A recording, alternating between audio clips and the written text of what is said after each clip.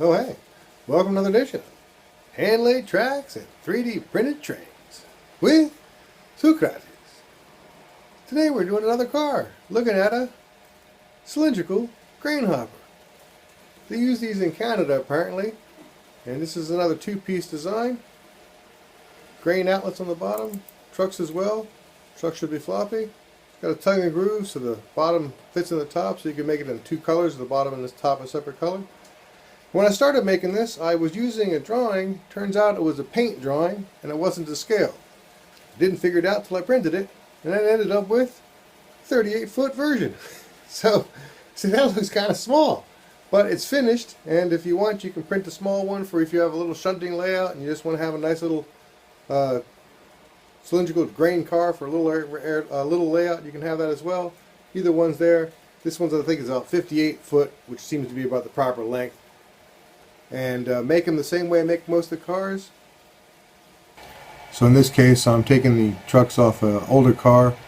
It's a retracting clamshell car, like that one. You get there eventually. Basically, the groove has a little bit too much foot on it. Usually, I don't want to make it big enough that the foot fits. Otherwise, it really won't fit that well.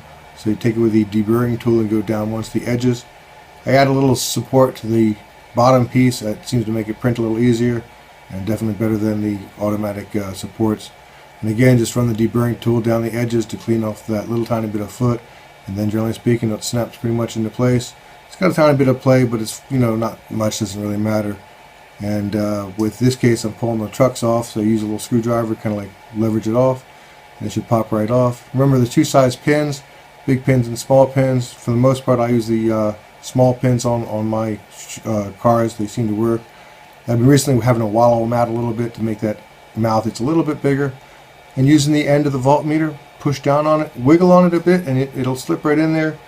And again, you want to make sure that the trucks are loose, so when you flip it upside down, they should flap back and forth. Otherwise, it has a tendency to derail. And when you get them both on, if it's a little bit tight, use a screwdriver to loosen it. Nice truck.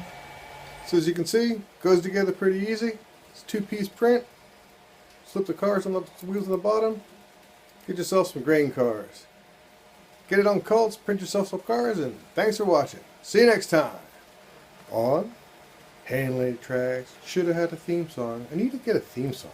It doesn't have a theme song because it's Hand-Laid Tracks, which never is going to have a theme song anyway, because it Hand-Laid Tracks could have had a theme song. It's not really a theme song show though, so it doesn't have a theme song. Still, Hand-Laid Tracks. Woo-woo.